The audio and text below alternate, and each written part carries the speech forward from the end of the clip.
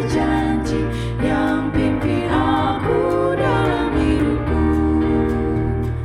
Berilah padaku Alkitab yang suci, waktu hatiku takut dan susah. Bersabdalah di saat ku bersedih, yang memberikan sukacita surga. Berilah padaku Alkitab yang suci, lampu yang terangi seluruh jalanku.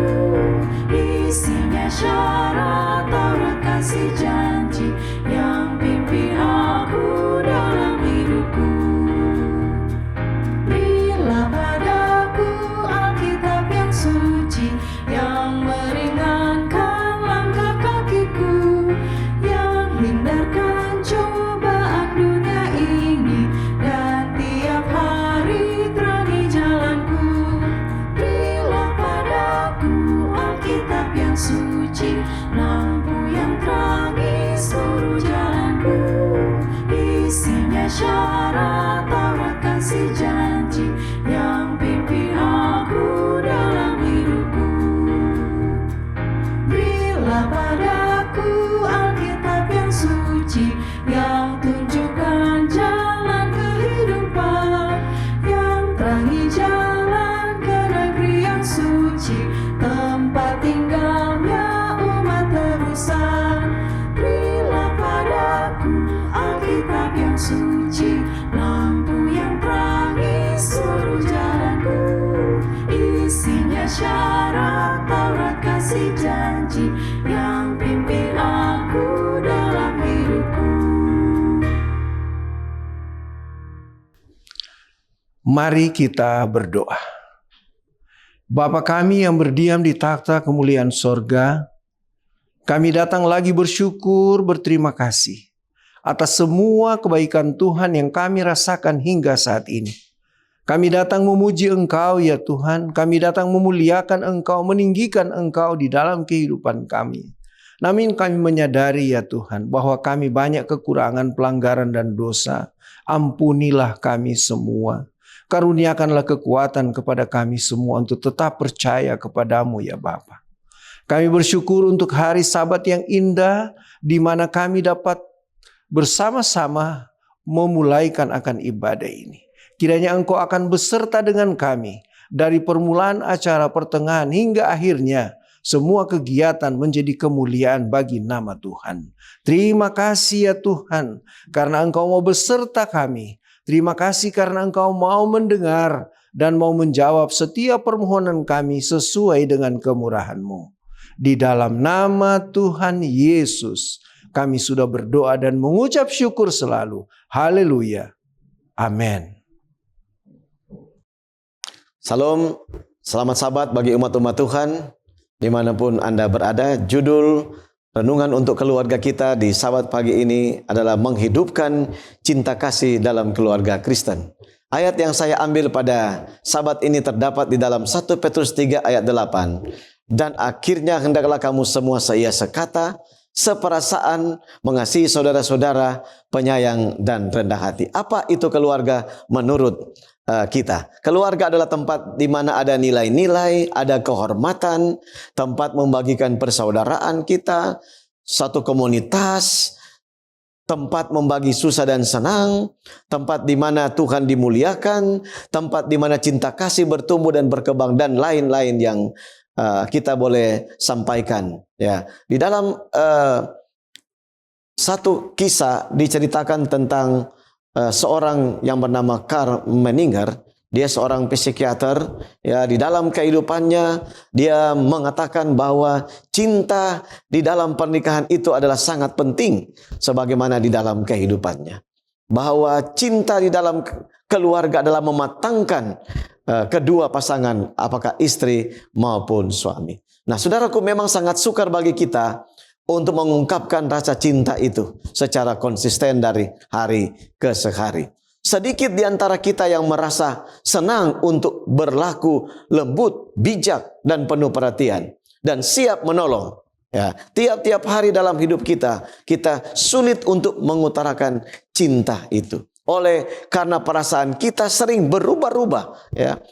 waktu kita makan, waktu kita sakit, ya, dan lain-lainnya. Dan ini sangat mempengaruhi perasaan kita.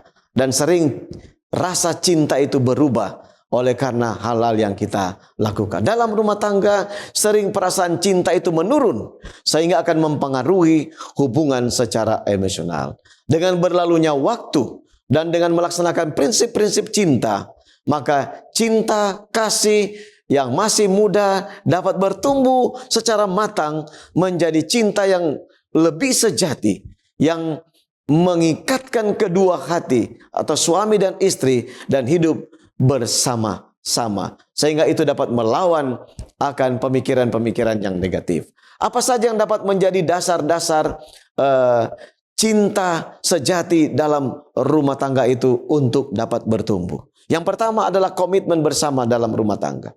Apabila suami istri ada komitmen bersama di dalam rumah tangga, maka cinta itu akan berhasil dibentuk oleh karena ada komitmen. Poin yang kedua, oleh karena adanya cinta yang tulus yang tidak bersyarat. Di dalam keluarga, ya, apabila kita mengasihi, mencintai suami istri tanpa ada syarat, maka dalam kehidupan keluarga kita ini akan ada kepuasan dan kebahagiaan. Seringkali dalam rumah tangga, suami mengatakan, oh saya akan pulang ke rumah jika rumah itu bersih. Atau mungkin istri berkata bahwa saya akan memberikan sesuatu kepada suami dengan satu syarat. Nah, ini sesuatu yang tidak harus ada di dalam kehidupan rumah tangga kita.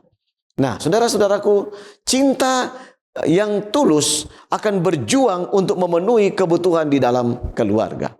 Jadi manakala kita mendahulukan kebutuhan dalam keluarga kita, ya, di saat sakit kita memberi perhatian, di saat susah, di saat kecewa kita memberi kekuatan, ya, di saat dibutuhkan pertolongan yang mendesak, kita memberikan apa yang dibutuhkan. Maka apabila kita dapat penuhi kebutuhan di dalam keluarga, cinta yang tulus ini akan berkembang. Kemudian seorang yang dapat menumbuhkan cinta sejatinya adalah dia yang menyayangi dirinya sendiri. Saudaraku yang kekasih dimanapun Anda berada, apabila kita mengasihi atau menyayangi diri kita, nah, maka kita juga secara sendirinya kita akan mengasihi orang lain. Di dalam mencintai diri di sini bukan berarti ada roh cinta diri, namun ini lebih kepada menghargai diri dan dapat menilai kemampuannya secara realistis dan memiliki martabat seperti orang lain. Apabila suami dan istri menyayangi pasangannya sama seperti dirinya sendiri, maka cinta itu akan bertumbuh dalam kehidupan kita sebagai keluarga-keluarga Kristen. Bagian yang berikut, bahwa cinta yang tulus akan membiarkan pasangan kita untuk menjadi dirinya sendiri. Artinya, kalau kita memiliki cinta yang tulus, berarti kita tidak mau menang sendiri, tidak mau menguasai atau mendikte pasangan kita. Kita akan memberikan kebebasan kepada pasangan kita untuk hubungan secara sosial, untuk memilih temannya dan lain-lain. Dan bagian yang keempat yaitu memberi luang untuk pengembangan keterampilan diri. Cinta yang tulus akan memberikan kepada pasangan kita kesempatan untuk mengembangkan keterampilan diri. Contoh, ya, kita memberi kesempatan kepada istri untuk belajar kendaraan, atau memberi kesempatan kepada istri untuk belajar dalam keahlian-keahlian seperti gunting rambut dan lain-lainnya. Nah, bagian yang kelima adalah bahwa cinta itu kekal. Ya, apabila kita menyadari bahwa cinta itu kekal, ya, maka itu seperti kita merawat bunga. Bahwa sebagaimana bunga harus disiram, dipelihara, demikian juga dengan cinta itu. Saudara-saudaraku, kita perlu menyirami akan cinta itu, agar cinta itu selalu tumbuh di dalam kehidupan keluarga kita. Dalam sakit atau sehat, dalam beruntung atau tidak beruntung, di saat masih muda atau sudah tua, atau di saat banyak masalah, lapar, kenyang, dan lain sebagainya, kita tentunya sudah berkomitmen, di mana kita berjanji memelihara, menjaga, dan mengasihi pasangan kita. Bukankah itu adalah janji pada waktu kita masuk dalam pernikahan? Nah, itu sebabnya ada beberapa rahasia dalam menghidupkan cinta yang tulus yang dapat membuat kita untuk kita dapat menjadi keluarga-keluarga yang bahagia, yaitu jangan ada roh mementingkan diri sendiri. Saudara-saudaraku, agar kita mau dicintai, cintailah pasangan Anda. Berilah cinta itu kepada pasangan Anda, dan Anda akan mendapatkan cinta dari pasangan Anda. Mulailah mencintai pasangan Anda dan jangan menunggu. Mulailah dari diri Anda. Presiden Jokowi berkata, sayangilah keluarga kita. Barbara Bush berkata, jagalah keluargamu agar tetap dekat. Kiranya Tuhan memberkati keluarga-keluarga kita untuk menjadikan keluarga kita ada cinta kasih yang sejati. Tuhan memberkati kita. Salam.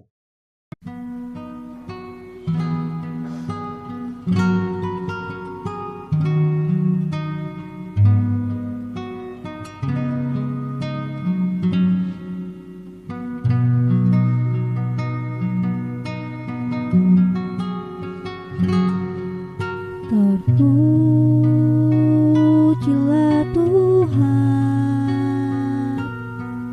untuk kicauan burung merdu. Terpujilah Tuhan untuk hari yang indah. Terpujilah Tuhan untuk nafas yang Dia beri. Terpujilah Tuhan untuk kasih setianya. Ku berseru, terpujilah Tuhan, ajaib perbuatannya di dalam hidupku. Ku tinggikan dan ku agungkan namanya. Terpujilah Allahku.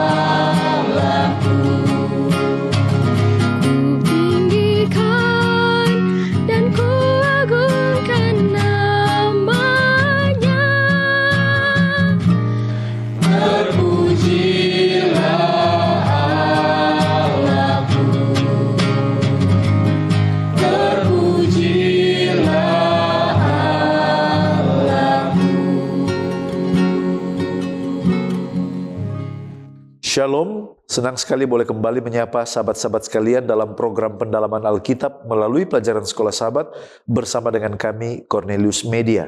Kita sudah tiba di pelajaran yang ketiga dari triwulan ini dan pelajaran kita pada pekan ini dengan tema berkenan kepada Allah. Kami sangat mengharapkan sahabat-sahabat sekalian telah mempersiapkan diri dengan telah membaca dan mempelajari pelajaran Sekolah Sahabat di tempat kita masing-masing sebelum mengikuti program ini. Kita akan masuk lebih dalam, tapi sebelumnya mari kita tunduk kepala dan kita berdoa. Bapa di sorga, kami sangat membutuhkan pertolongan-Mu. Kiranya urapan Roh Suci Tuhan boleh menjadi bagian kami semua ketika kami akan mempelajari firman Tuhan. Di dalam nama Yesus kami sudah berdoa. Amin.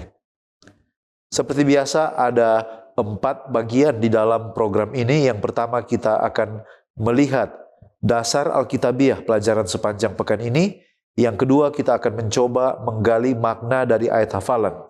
Yang ketiga adalah pertanyaan-pertanyaan yang muncul dari pelajaran hari per hari. Dan di bagian akhir kita tiba kepada aplikasi.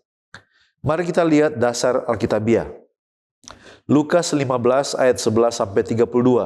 Ini adalah perumpamaan tentang anak yang hilang, mengilustrasikan kasih Allah yang tak bersyarat menyambut dengan sukacita mereka yang bertobat dan kembali kepadanya. Lalu ada Sefanya 3 ayat 17. Allah digambarkan sebagai pahlawan yang menyelamatkan, bersukacita atas umatnya dengan kasih dan menyanyikan nyanyian kegembiraan. Lalu ada Efesus 5 ayat 25-28. Suami diimbau untuk mengasihi istri seperti Kristus mengasihi jemaat, menyerahkan dirinya untuk menyucikan dan menampilkan jemaat di dalam kemuliaan. Lalu ada Yesaya 43 ayat 4. Allah menyatakan kasih-Nya yang mendalam dan penghargaannya terhadap umatnya. Ia berjanji untuk menebus mereka karena mereka berharga di matanya. Roma 8 ayat 1. Tidak ada penghukuman bagi mereka yang ada di dalam Kristus Yesus karena mereka hidup menurut roh dan bukan menurut daging. Roma 5 ayat 8. Kasih Allah dinyatakan dengan jelas melalui Kristus yang mati bagi kita saat kita masih berdosa, menunjukkan kasih yang tak terukur. Lalu ada Markus 9 ayat 17-29. Ini adalah kisah penyembuhan anak yang kerasukan roh jahat. Yesus menekankan pentingnya iman dan doa untuk mengatasi tantangan rohani yang besar. Selanjutnya kita melihat pengertian judul berkenan kepada Allah. Apa arti berkenan kepada Allah dalam konteks pelajaran Sekolah Sahabat ini dan siapa yang berkenan kepada Allah? Berkenan kepada Allah berarti hidup dalam cara yang menyenangkan dan memuliakan Allah melalui iman yang tulus, kasih yang penuh pengorbanan, ketaatan kepada perintah-perintahnya. Ini melibatkan menerima kasih, menerima anugerah Allah, dan membalas kasih itu kepada orang lain. Pertanyaan selanjutnya, siapa yang berkenan kepada Allah? Mereka yang berkenan kepada Allah adalah orang-orang yang meskipun memiliki kelemahan dan kekurangan iman, tetapi mereka tetap mengandalkan Kristus dan berusaha hidup sesuai dengan kehendak Allah. Ini menunjukkan iman yang sejati, kasih kepada sesama manusia, dan juga pelayanan yang tulus.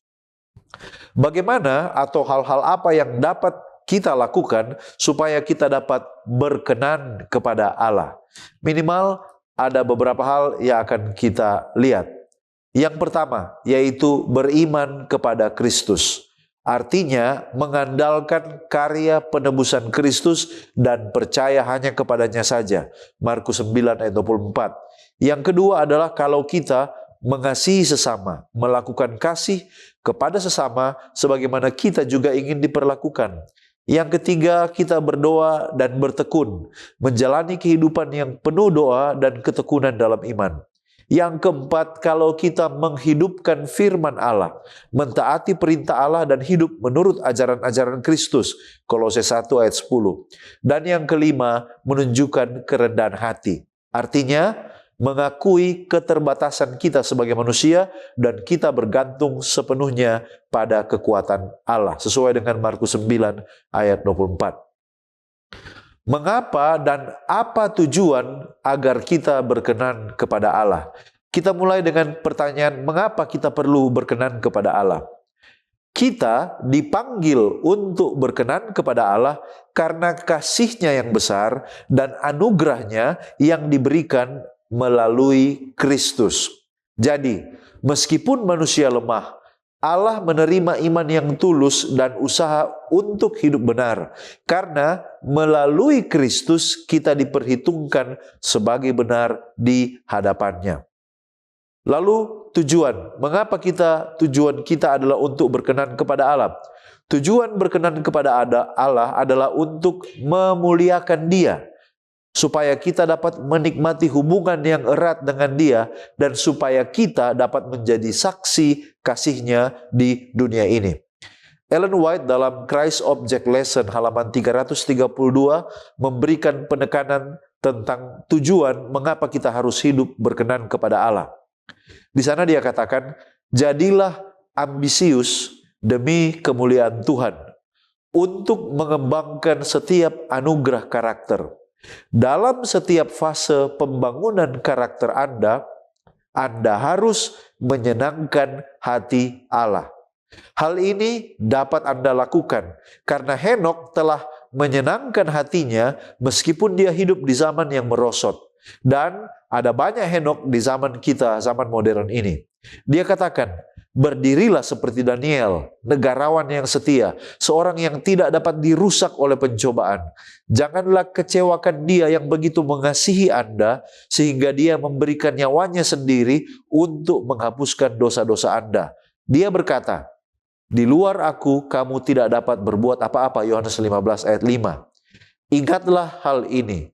Jika Anda telah melakukan kesalahan, Anda pasti akan mendapatkan kemenangan jika Anda melihat kesalahan-kesalahan tersebut dan menganggapnya sebagai suatu peringatan. Dengan demikian, Anda mengubah kekalahan menjadi kemenangan, mengecewakan musuh, dan menghormati penebus Anda. Kalau tujuan kita adalah untuk menyenangkan hati Allah, Allah akan memberikan kepada kita kekuatan untuk hidup yang berkemenangan atas dosa. Kita tiba pada ayat hafalan atau ayat inti. Terdapat di dalam Zefanya pasal 3 ayat 17. Tuhan Allahmu ada di antaramu sebagai pahlawan yang memberi kemenangan. Ia bergirang karena engkau dengan sukacita. Ia membaharui engkau dalam kasih-Nya. Ia bersorak-sorak karena engkau dengan sorak-sorai. Mari kita lihat apa konteks Zefanya pasal 3 dan apa situasi kondisi saat nats ini disampaikan. Baik saudara, konteks dari Zefanya pasal 3 adalah ini terjadi pada zaman pemerintahan Raja Yosia, yaitu tahun 640 sampai tahun 609 sebelum Masehi. Di mana situasi bangsa Israel saat itu sedang dalam kemerosotan spiritual dan juga moral. Banyak orang Israel yang menyembah berhala dan meninggalkan Tuhan. Bahkan para pemimpin, nabi, imam melakukan kejahatan. Oleh karena itu Zefanya memberikan penghukuman atau memberikan pekabaran penghukuman atas Yehuda dan para pemimpin nabi imam yang jahat. Namun ada harapan bagi orang yang setia kepada Tuhan, yaitu orang-orang pilihan, dan mereka akan terhindar dari murka Allah. Struktur pasal 3 dapat dimengerti menjadi 3 hal penting, yaitu ayat 1-8 berisi tentang penghakiman atas Yerusalem, kemudian ayat 9 sampai ayat 20 berisi janji pemulihan dan pengharapan, kemudian ayat yang ke-17 adalah bagian pengharapan dan pemulihan itu sendiri. Di dalam Prophets and Kings halaman 389, Roh Nubuat mengatakan bahwa nubuat Zefanya diberikan pada zaman Yosia bin Amon, Raja Yehuda. Yosua memerintah selama 31 tahun di Yerusalem. Nabi itu bekerja selama masa-masa permulaan gerakan reformasi yang besar. Baik, mari kita lihat apa pengertian Tuhan Allahmu ada di antara para pahlawan. Dalam konteks ayat ini, siapa pahlawan dan mengapa disebut pahlawan? Nah, mari kita lihat pengertian pahlawan. Kata yang digunakan di sini adalah kata gibor. yang berarti pahlawan perkasa. Nah, hal ini tentunya menunjukkan kekuatan, kemampuan untuk menyelamatkan. Pahlawan yang memiliki kekuatan, kemampuan untuk menyelamatkan. Dan ini menekankan peran Tuhan sebagai pembela umatnya. Di dalam konteks Zefanya pasal 3, pahlawan di dalam ayat ini merujuk kepada Tuhan itu sendiri. Tuhan yang bertindak sebagai pahlawan dan bukan merujuk kepada pahlawan manusia. Ini menggambarkan Tuhan berperang bagi umatnya. Di dalam Seventh Day Adventist Bible Commentary, volume 4, halaman 1078 mengatakan, ketika umat Allah berada dalam bahaya besar, Dia atau Tuhan sendiri akan menjadi pembela mereka.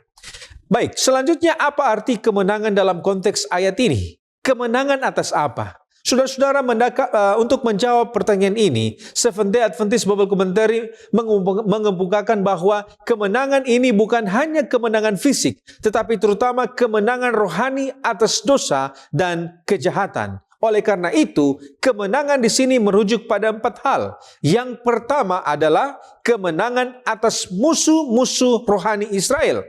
Kemudian yang kedua, kemenangan atas penindasan bangsa-bangsa yang ada di sekitar mereka. Kemudian yang ketiga, kemenangan atas dosa dan penyembahan berhala. Dan yang keempat, kemenangan atas hukum akibat ketidaktaatan. Dan dampak dari kemenangan ini ada 3 hal. Yang pertama, memberikan pemulihan hubungan dengan Tuhan. Kemudian kembalinya berkat-berkat Tuhan kepada umatnya. Dan yang ketiga, keselamatan spiritual. Oleh karena itu, apa arti Ia membaharui mereka atau Ia membaharui engkau dengan kasih-Nya? Bagaimana cara Ia membaharui dan apa pembaharuan yang dirasakan di dalam konteks bangsa Israel? Baik saudara, Prophets and King halaman 391 mengomentari seperti begini. Tuhan berjanji untuk memulihkan dan membaharui umat-Nya melalui kasih-Nya yang tak berkesudahan. Ini adalah gambaran dari kasih Allah yang mengubahkan. Seventh Day Adventist Bible Commentary menambahkan jika pembaharuan ini mencakup pembaharuan hati dan juga karakter yang membawa mereka kembali kepada hubungan yang benar dengan Allah. Oleh karena itu ada 3 cara pembaharuan. Yang pertama, melalui pertobatan nasional. Yang kedua, melalui pemulihan ibadah yang benar. Dan yang ketiga, melalui pembaharuan perjanjian dengan Tuhan. Dan dampak dari pembaharuan ini ada 3. Yang pertama, pemulihan status sebagai umat Allah. Kemudian yang kedua, berkat-berkat spiritual dan juga material. Dan yang ketiga, pembaharuan moral dan spiritual bangsa itu akan terjadi. Sekarang kita akan membahas topik lebih berharga daripada yang dapat Anda bayangkan. Apa pengertian lebih berharga daripada yang dapat dibayangkan? Lebih berharga daripada yang dapat Anda atau kita bayangkan, pengertiannya harus dilihat dari kacamata Allah dalam menyatakan kasih-Nya yang sungguh besar. Untuk menjelaskan hal ini, penulis Sekolah Sabat mengangkat perumpamaan anak yang hilang dalam Lukas 15 ayat 11-32. Anak yang telah pergi jauh dari bapaknya itu, yang telah menyia-nyiakan kasih dan kebaikan bapaknya, serta menghamburkan segala miliknya demi kesenangan dunia yang sementara, pada akhirnya sadar dan memberanikan diri kembali pulang kepada bapaknya. Sebagai manusia, naluri atau intuisi alamiah kita akan menuntun kita pada ekspektasi penolakan Bapa terhadap anaknya itu. Dan memang dari kacamata manusia adalah suatu perkara yang sukar, bahkan mustahil bagi kita mengampuni dan menerima orang yang telah melakukan kesalahan kepada kita, menyakiti kita, dan telah meninggalkan kita. Namun apa yang sang ayah lakukan dalam perumpamaan ini jauh melebihi apa yang kita bayangkan. Tindakan sang bapa bahkan berbeda jauh dari ekspektasi sang anak itu sendiri. Coba kita lihat sekilas dari apa yang digambarkan Yesus dalam perumpamaan ini tentang tindakan sang ayah yang menggambarkan kasih Allah atau Bapa kita. Lukas 15 ayat yang ke-20-24. Maka bangkitlah ia dan pergi kepada bapaknya. Ketika ia masih jauh, ayahnya telah melihatnya, lalu tergeraklah hatinya oleh belas kasihan. Ayahnya itu berlari mendapatkan dia, lalu merangkul dan mencium dia. Kata anak itu kepadanya, "Bapa, aku telah berdosa terhadap sorga dan terhadap Bapa. Aku tidak layak lagi disebutkan anak Bapa. Tetapi ayah itu berkata kepada hamba-hambanya, lekaslah, bawa kemari jubah yang terbaik. Pakaikanlah itu kepadanya dan kenakanlah cincin pada jarinya dan sepatu pada kakinya. Dan ambillah anak lembu tambun itu, sembelihlah dia, dan marilah kita makan dan bersukacita. Sebab anakku ini telah mati dan menjadi hidup kembali, ia telah hilang dan didapat kembali, maka mulailah mereka bersukaria. Kisah ini menyatakan betapa berharganya kita di mata Allah, bahkan lebih berharga daripada yang dapat kita bayangkan, serta betapa besarnya kasih Allah terhadap kita yang berdosa ini. Itulah sebabnya doa Rasul Paulus dalam Efesus 3 ayat 18 dan 19 adalah agar kita dapat memahami betapa lebar, panjang, tinggi, dan dalamnya kasih-Nya itu yang melampaui segala pengetahuan. Artinya, kasih Allah itu melebihi sikap logis atau pemikiran logis kita yang dinyatakan oleh pemberian diri dan pengorbanan Kristus. Roma 5 ayat 7 dan 8 mengatakan, sebab tidak mudah seorang mati untuk orang yang benar, tetapi mungkin untuk orang yang baik ada orang yang berani mati. Akan tetapi, Allah menunjukkan kasih-Nya kepada kita oleh karena Kristus telah mati untuk kita ketika kita masih berdosa. Sekarang apa pelajaran rohani dalam kisah anak terhilang di dalam Lukas 15 ayat 11-32? Mari kita lihat satu persatu. Ada beberapa pelajaran rohani penting lain dari kisah perumpamaan anak yang hilang dalam Lukas 15 ini. Yang pertama, sang ayah tidak pernah memaksa sang anak untuk pergi ataupun kembali. Ini adalah bukti bahwa Allah memberikan kepada kita kebebasan memilih. Jadi berhati-hatilah dalam membuat keputusan, sebab pilihan kita menentukan nasib kita. Yang kedua, ayat 17 menyatakan bahwa anak itu menyadari keadaannya. Pelajaran bagi kita bahwa pertobatan itu harus diawali dengan rasa sadar akan dosa dan juga kesalahan kita. Yang ketiga, anak itu kemudian mengakui pelanggarannya kepada ayahnya. Dia katakan, Bapa, aku telah berdosa terhadap sorga dan terhadap Bapa. Aku tidak layak lagi disebut anak Bapa. Jadikanlah aku salah seorang upahan Bapa. Pertobatan saudaraku memerlukan kerendahan hati, tindakan datang kepada Allah dalam pengakuan yang tulus. Andrew Study Bible halaman 1339 katakan bahwa ini adalah contoh pertobatan yang Allah rindukan dari umatnya. Yang keempat, yaitu bahwa pengakuan dan pertobatan yang tulus membuka pintu kepada pengampunan. Ketika sang anak masih jauh, sang ayah telah berlari mendapatkan dia dan memeluknya. Allah Bapa kita bisa melihat isi hati kita dan sedia menerima kita dalam pertobatan kita. Yang terakhir, kepulangan anak itu mendatangkan kegembiraan di hati bapaknya sehingga diadakan pesta. Seisi sorga saudaraku bergembira atas satu jiwa yang bertobat. Kita pun perlu bergembira dalam melihat orang-orang berdosa datang kembali kepada Allah dalam pertobatan. Jangan seperti saudaranya yang tidak mau masuk dalam rumah karena marah dan iri hati. Sekarang bagaimana cara Allah memanggil kita yang jauh sudah meninggalkannya seperti anak yang hilang untuk kembali? Kita tahu bahwa melalui Kristus kita diperdamaikan dengan Allah. Kolose 1 ayat 21 dan 22 mengatakan, juga kamu yang dahulu hidup jauh dari Allah dan yang memusuhinya dalam hati dan pikiran seperti yang nyata dalam perbuatanmu yang jahat, sekarang diperdamaikannya di dalam tubuh jasmani Kristus oleh kematiannya untuk menempatkan kamu kudus dan tak bercela dan tak bercacat di hadapannya. Nah, untuk memanggil dan menjangkau hati kita yang sudah jauh hilang, Kristus bekerja melalui kuasa Roh Kudus. Roh Kuduslah yang menyadarkan kita akan dosa kita, menuntun kita pada pertobatan, dan meyakinkan kita akan kasih serta pengampunan Allah bagi kita. Sama seperti anak yang hilang yang menyadari keadaan hidupnya yang susah dan melarat lantas pulang kembali kepada Bapa dengan pengakuan dan pertobatan, demikian pula kita. Review and Herald 16 Juli 1895 mengatakan, Kristus sendiri adalah kuasa yang membarui, yang bekerja di dalam dan melalui setiap prajurit dengan perantaraan Roh Kudus. Roh Kudus bekerja di dalam hati kita melalui berbagai macam pengalaman hidup kita untuk membawa kita kembali kepada Bapa melalui Kristus dalam pertobatan. Itulah sebabnya dalam buku Ye Shall Receive Power halaman 70 dikatakan bahwa pertobatan dari dosa adalah buah pertama dari karya Roh Kudus dalam kehidupan kita.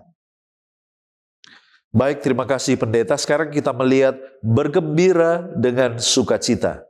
Sesungguhnya apa perbedaan antara bergembira dan bersukacita dalam pelajaran sekolah sahabat kita, dan apa maksud bergembira dengan sukacita? Bergembira sering merujuk pada perasaan kegembiraan atau kebahagiaan yang spontan dan sifatnya sementara. Lalu kata selanjutnya adalah sukacita, adalah kegembiraan yang mendalam dan abadi. Ini berasal dari keyakinan rohani dan hubungan yang dalam dengan Allah.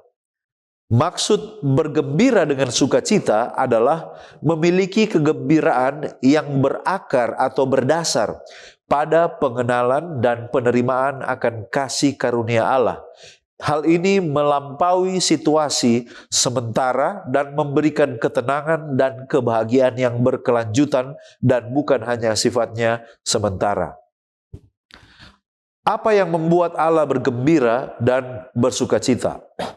Dari konteks pelajaran sekolah Sabat, kita temukan bahwa Allah bergembira atas keselamatan satu jiwa seperti yang digambarkan dalam perumpamaan anak yang hilang. Allah bersukacita ketika umatnya mengalami pemulihan, rekonsiliasi, dan hidup dalam kasih dan ketaatan kepadanya. Kegembiraan dari Allah ini memancar dari kasih yang mendalam kepada umat tebusannya dan dirayakan dengan sukacita yang melibatkan seluruh eksistensi Allah sebagaimana yang digambarkan di dalam Sefanya 3 ayat 17. Mengomentari Sefanya 3 ayat 17, Kenneth Barker dalam The New American Commentary mengomentari Sefanya 3 ayat 17, dia katakan, ayat ini berbicara dengan lembut tentang kasih Allah bagi umatnya. 3 baris paralel yang masing-masing berisi 3 frase mengungkapkan sukacita dan kepuasan batin terdalam dari Allah sendiri dalam kasihnya kepada umatnya. Bahwa yang Maha Kudus harus mengalami ekstase atas orang berdosa yang tidak dapat dimengerti. Bahkan seorang yang namanya Robertson menyebut bahwa ayat ini, Sefanya 3 ayat 17, adalah Yohanes 3 ayat 16 di Perjanjian Lama. Pengertian umum dari ayat ini sangat jelas, yaitu kesukaan Allah atas mereka yang telah Dia tebus. Bagaimana Allah membuat kita bergembira dan bersukacita walaupun di dalam dunia ini banyak umat Allah yang mengalami penderitaan. Nah, Allah memberikan sukacita melalui kehadirannya di tengah-tengah umatnya. Dia menawarkan penghiburan, dia menawarkan pengharapan dan kasih yang tidak tergoyahkan. Sukacita dalam Allah tidak tergantung pada keadaan duniawi, tetapi pada jaminan keselamatan dan kasih karunia-Nya. Bahkan di dalam penderitaan sekalipun, umat Tuhan dapat mengalami sukacita. Karena mereka percaya pada pemulihan dan janji Allah yang kekal yang melebihi penderitaan yang sementara yang kita alami di dunia ini. Jadi, Allah tidak pernah berjanji bahwa umat-umatnya tidak akan mengalami penderitaan. Tapi Dia berjanji bahwa di tengah-tengah penderitaan itu, Dia hadir bersama-sama dengan mereka, Dia menguatkan, memberikan pengharapan, dan memberikan pemulihan di tengah-tengah penderitaan yang mereka alami. Baik, kita datang pada topik menyenangkan Allah. Apa pengertian menyenangkan Allah dan apa cara kita untuk menyenangkan Allah? Mari kita lihat pengertian menyenangkan Allah. Seventh Day Adventist Bible Commentary volume 3 halaman 945 mengatakan bahwa menyenangkan Allah berarti membuat pilihan-pilihan yang mencerminkan karakternya dalam kehidupan sehari-hari.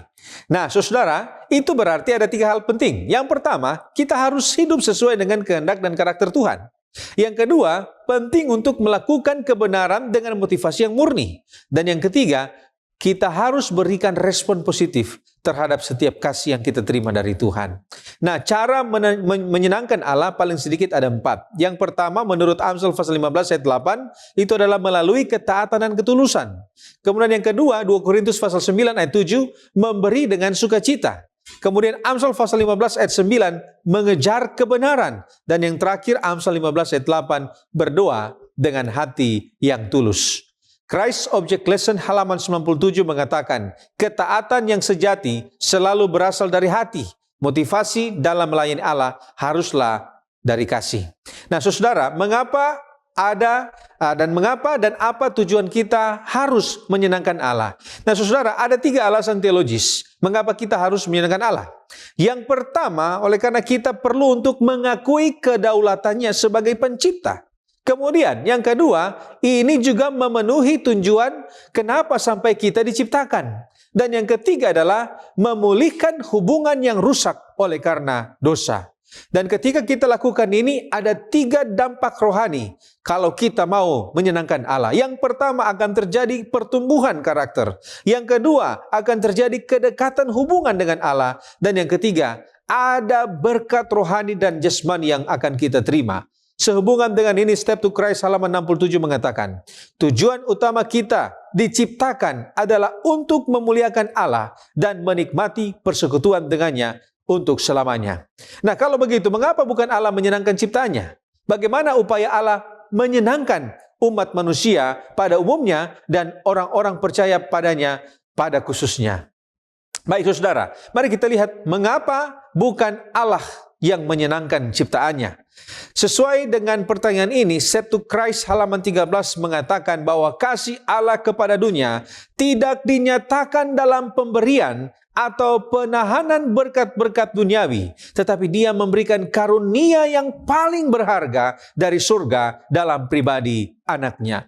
Kutipan ini menegaskan jika Allah telah memberikan semuanya agar kita dapat bahagia. Dan ini bukan sekedar berkat-berkat duniawi, tetapi karunia keselamatan lewat pengorbanan Yesus. Tanpa disadari, ada 4 upaya Allah untuk menyenangkan manusia. Yang pertama, memberikan kehidupan dan nafas bagi kita. Yang kedua, menyediakan keselamatan. Yang ketiga, memberikan berkat-berkat rohani dan jasmani. Dan yang keempat, memelihara kehidupan kita setiap hari. Sehubungan dengan ini, Seventh-day Adventist Bible Commentary volume 7 halaman 928 mengatakan, Allah mengungkapkan kasih-Nya kepada kita melalui pemeliharaannya setiap hari dan melalui berbagai berkat yang Dia limpahkan.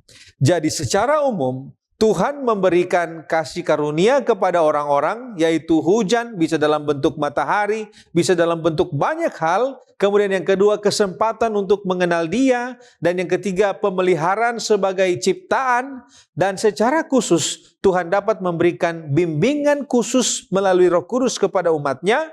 Kemudian janji-janji khusus yang ada di dalam Alkitab kepada umat-Nya. Dan yang ketiga, pemeliharaan istimewa kepada setiap anak-anak Allah. Desire of Ages halaman 638 mengatakan Allah memberikan kasih karunia umum kepada semua manusia. Tetapi ada berkat-berkat khusus yang disediakan bagi mereka yang menerimanya sebagai juru selamat pribadi. The Great Controversy halaman 678 mengatakan Allah tidak hanya menyenangkan ciptaannya, tetapi Dia juga mengundang kita untuk masuk dalam hubungan yang lebih dalam dengannya melalui Kristus. Ya, sekarang kita berpindah kepada pokok pembahasan batu yang hidup. Dalam konteks pelajaran sekolah Sabat, apa atau siapa yang digambarkan dengan batu itu? Dan apa arti batu yang hidup? Dalam konteks sekolah Sabat, frase batu yang hidup diambil dari 1 Petrus 2 ayat 4. Dan datanglah kepadanya batu yang hidup itu yang memang dibuang oleh manusia, tetapi yang dipilih dan dihormat di hadirat Allah. Seventh-day Adventist Bible Commentary volume 7 halaman 560 mengatakan bahwa batu yang hidup itu adalah Tuhan Yesus Kristus. Kristus sebagai batu yang hidup menurut Seventh-day Adventist Bible Commentary volume 5 halaman 430 dan 431. Artinya, Kristuslah satu-satunya fondasi dan sumber keselamatan bagi setiap orang yang percaya kepadanya. Batu yang mendatangkan kehidupan, Dialah Kristus. Tidak hanya itu, setiap orang yang percaya dan menyatu dengan Kristus, menurut 1 Petrus 2 ayat 5, digunakan Allah sebagai batu yang hidup untuk pembangunan suatu rumah rohani bagi suatu imamat yang kudus untuk mempersembahkan persembahan rohani yang karena Yesus Kristus berkenan kepada Allah. Sekarang mengapa Allah mengasihi kita dan bagaimana cara Allah mengasihi kita, baik kita yang percaya maupun mereka yang tidak percaya? Mengapa Allah mengasihi kita? Sederhananya karena menurut 1 Yohanes 4 ayat 8, Allah adalah kasih adanya. Kasih-Nya itu tidak bersyarat sebab menurut Seventh-day Adventist Bible Commentary volume 7 halaman 664, kasih adalah sifat alami Allah yang dominan baik di masa lalu dan akan begitu terus selamanya tidak berubah. bahwa Allah adalah kasih pada dasarnya adalah sebuah wahyu ilahi atau divine revelation, sebab manusia tidak akan pernah bisa menemukan fakta itu sendiri. Dalam buku Signs of the Times 13 Juli 1904 diungkapkan bahwa kasih ini melampaui pengetahuan kita. Ilmu pengetahuan manusia tidak dapat menjelaskannya. Hikmat manusia tidak dapat memahaminya. Orang tua mengasihi anak-anak mereka, tetapi kasih Allah lebih besar, lebih luas, lebih dalam daripada kasih manusia. Anda dapat mempelajari kasih tersebut selama berabad-abad, namun Anda tidak akan pernah dapat sepenuhnya memahami panjang dan lebarnya, dalamnya dan tingginya kasih Allah itu. Sekarang bagaimana cara Allah mengasihi kita, baik yang percaya maupun yang tidak percaya, yaitu melalui Yesus Kristus. Roma 5 ayat 8 tegas menyatakan, akan tetapi Allah menunjukkan kasih-Nya kepada kita oleh karena Kristus telah mati untuk kita ketika kita masih berdosa. Dengan matinya Yesus, Allah menyatakan kasih-Nya kepada kita. Jadi yang dibukakan bagi kita ialah bahwa Allah menyatakan kasih-Nya kepada manusia melalui Yesus Kristus supaya keselamatan menjadi mungkin bagi mereka yang percaya kepadanya sesuai dengan Yohanes 3 ayat 16. Seventh-day Adventist Bible Commentary volume 7 halaman 664 mengatakan bahwa pernyataan bahwa Allah adalah kasih memiliki nilai yang tidak terbatas dalam memahami rencana keselamatan. Nah, mengapa kita harus datang dan meminta kepada Allah melalui Yesus? Ada beberapa alasan. Yang pertama, Yesus katakan dalam Yohanes 14 ayat 6 bahwa Dialah jalan dan kebenaran dan hidup. Tidak ada yang datang kepada Allah atau Bapa kalau tidak melalui Yesus. Yang kedua, menurut 1 Petrus 2 ayat 5, melalui Kristus kita bisa mempersembahkan persembahan rohani yang berkenan kepada Allah. Yang ketiga, menurut Ibrani 11 ayat 6, tanpa iman kepada Kristus, kita tidak mungkin berkenan kepada Allah. Yang keempat, menurut Ibrani 13 ayat 21, melalui iman kepada Kristuslah kita dapat diperlengkapi dengan segala sesuatu yang baik untuk melakukan kehendak Allah dan mengerjakan di dalam kita apa yang berkenan kepadanya oleh Yesus Kristus. Nah, mengapa kita harus percaya Yesus supaya kita berkenan dan dibenarkan serta diselamatkan? Dan percaya yang seperti apa yang dimaksudkan? Sebab menurut Yohanes 1 ayat 12, hanya yang percayalah yang berhak menjadi anak-anak Allah dan diselamatkan.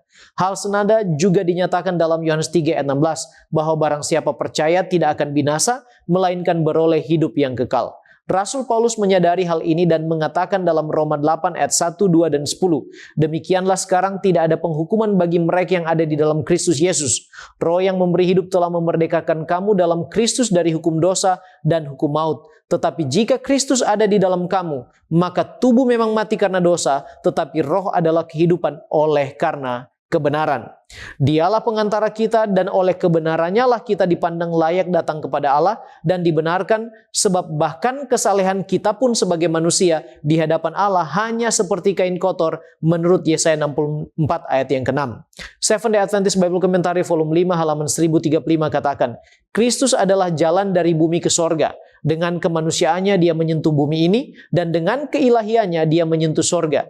Dia adalah tangga yang menghubungkan bumi dan sorga. Dan karena inkarnasi serta kematiannya, sebuah jalan yang baru dan hidup telah dikuduskan bagi kita. Demikianlah pekerjaan penebusan itu tidak hanya terjadi untuk kita, namun juga di dalam diri kita. Nah, sekarang percaya seperti apa? Kita bisa lihat contoh dan teladan percaya dari Rasul Paulus. Galatia 2 ayat 19b serta ayat yang ke-20 mengatakan, aku telah disalibkan dengan Kristus, namun aku hidup tetapi bukan lagi aku sendiri yang hidup, melainkan Kristus yang hidup di dalam aku. Dan hidupku yang kuhidupi sekarang di dalam daging adalah hidup oleh iman dalam anak Allah yang telah mengasihi aku dan menyerahkan dirinya untuk aku. Percaya dalam hal ini artinya menyerahkan segala sesuatu kepada Kristus dan dikendalikan oleh kuasa Roh Kudus. Selanjutnya kita melihat tema suatu tujuan yang pantas. Apa pengertian tujuan yang dimaksud dalam pelajaran sekolah Sabat? Lalu apa itu tujuan yang pantas? Mari kita lihat pengertian tujuan. Tujuan yang dimaksud adalah untuk berkenan kepada Allah, sesuai dengan tema pelajaran kita sepanjang pekan ini. Berkenan kepada Allah adalah melalui iman yang sederhana namun tulus, diterima dan dibenarkan oleh Kristus. Itu adalah tujuan kita. Lalu, meskipun iman kita mungkin kecil, tetapi Allah menghargai setiap langkah kecil menuju kasih-Nya. Lalu apa itu tujuan yang pantas? Tujuan yang pantas adalah hidup untuk menyenangkan Allah dengan jalan mengasihi sesama, memperluas kasih kita kepada orang lain, menunjukkan pelayanan yang tulus dalam hidup sehari-hari. Hal ini sebagaimana yang diajarkan oleh Rasul Paulus di dalam 2 Korintus 5 ayat 9 sampai 10. Ellen White dalam komentarnya di The Seventh Day Bible Commentary volume 6 halaman 1118 mengomentari tentang tujuan ini. Dia katakan, seharusnya menjadi tujuan kita untuk membawa semua kebahagiaan ke dalam hidup kita dan melakukan semua kebaikan yang mungkin dilakukan kepada orang-orang di sekitar kita. Kata-kata yang baik tidak akan pernah sia-sia. Yesus mencatatnya seolah-olah telah diucapkan kepada dirinya sendiri. Dia katakan, taburkanlah benih-benih kebaikan, kasih dan kelembutan, maka benih-benih itu akan tumbuh dan berbuah. Di pelajaran ini ada kisah tentang anak yang kerasukan roh jahat dalam Markus 9 ayat 17 sampai 29. Apa kira-kira pelajaran penting dari kisah Yesus menyembuhkan ini? Minimal ada 5 pelajaran penting. Yang pertama, kita belajar tentang the power of faith atau kekuatan iman. Sekecil apapun iman kita, kalau diserahkan kepada Yesus, iman itu cukup untuk menggerakkan kuasa Allah. Markus 9 ayat 23 sampai 24. Pelajaran yang kedua adalah kita mengakui keterbatasan manusia. Kita lihat bagaimana dalam cerita ini murid-murid gagal karena mereka mengandalkan kekuatan mereka sendiri. Dan hal ini mengajarkan pentingnya hanya bergantung penuh kepada Allah. Yang ketiga, kita belajar tentang kekuatan dari doa. Yesus mengatakan bahwa untuk menyembuhkan hal ini membutuhkan doa dan puasa yang sungguh-sungguh. Ini adalah kunci untuk menghadapi tantangan spiritual. Lalu kemudian pelajaran yang keempat, kita belajar tentang kerendahan hati. Artinya, pengakuan dari sang ayah oleh karena dia tidak percaya atau imannya yang kecil. Ini menunjukkan bahwa Allah sangat menghargai kerendahan hati dan kejujuran. Dan yang kelima yang kita pelajari dari pelajaran ini adalah kuasa Kristus. Yesus itu adalah sumber, adalah solusi bagi setiap masalah. Ini menegaskan bahwa tidak ada yang mustahil bagi Dia. Selanjutnya pertanyaan tentang peraturan emas atau the golden rule. Apa itu dan apa manfaatnya bagi kita? Nah, peraturan emas adalah prinsip untuk memperlakukan orang lain sebagaimana kita ingin diperlakukan. Matius 7 ayat 12. Dan sebenarnya hal ini merupakan inti dari hukum dan para nabi. Apa manfaat kalau kita mengikuti peraturan emas? Ada 3 manfaat yang dapat kita nikmati. Yang pertama, ini bisa membangun hubungan yang harmonis dengan sesama. Menerapkan peraturan emas ini menciptakan sebuah lingkungan yang penuh kasih dan penuh saling menghormati satu dengan yang lain. Yang kedua, ini dapat menumbuhkan empati. Artinya, membantu kita memahami dan menghargai dari perspektif orang lain supaya kita dapat berempati. Dan yang ketiga, kita mencerminkan kasih Kristus. Peraturan ini adalah mencerminkan kasih dan karakter Kristus. Sebelum kita menyampaikan doktrin kebenaran, tetapi orang perlu melihat bahwa kita memiliki kasih Kristus kalau kita menghidupkan peraturan emas ini. Ellen White mengomentari tentang pentingnya peraturan emas ini. Dia katakan dalam Thoughts from the Mount of Blessing halaman 134 dan 135. Dalam pergaulan Anda dengan orang lain, tempatkanlah diri Anda pada posisi mereka. Masuklah ke dalam perasaan mereka, kesulitan mereka, kekecewaan mereka, kegembiraan mereka, dan kesedihan mereka. Identifikasikan diri Anda dengan mereka, dan kemudian lakukanlah kepada mereka sebagaimana seandainya Anda bertukar tempat dengan mereka, Anda ingin mereka berurusan dengan Anda. Dia katakan, inilah aturan kebenaran yang sesungguhnya.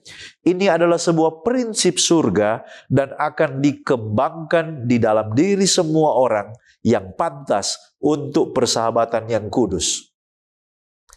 kita tiba pada pendalaman. Apa yang membuat Tuhan merasa kecewa? Dan apa yang bisa dibuat supaya Tuhan tidak kecewa? Mari kita lihat ada beberapa hal penyebab Tuhan kecewa. Yang pertama, apabila umatnya tidak merendahkan diri di hadapan Tuhan, merasa sombong, merasa dapat melakukan dengan kekuatan sendiri. Itu yang pertama. Yang kedua, tidak menghargai penebusan Kristus, tidak menghargai kasih karunia yang diberikan lewat kematian Yesus. Yang ketiga, tidak menggunakan potensi yang diberikan oleh Allah. Tuhan sudah berikan potensi, tapi tidak digunakan dengan benar.